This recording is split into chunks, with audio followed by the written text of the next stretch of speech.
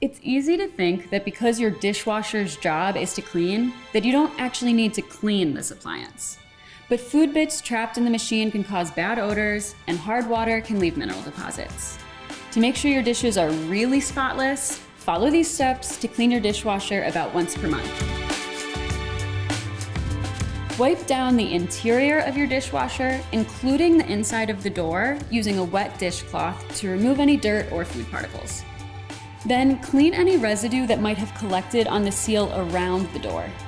Next, fill the detergent dispenser with dishwashing detergent and turn the cutlery pad over. Then run the dishwasher empty.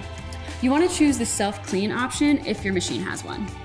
To remove odors and white spots on glasses, run a cycle with the dishwasher empty and without detergent until it flushes.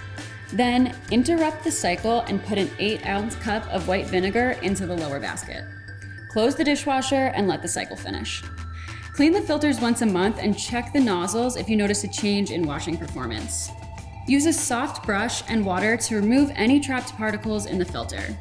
Now, when removing and reinstalling the filter and spray arms, just double check the user manual to make sure they're reinstalled correctly.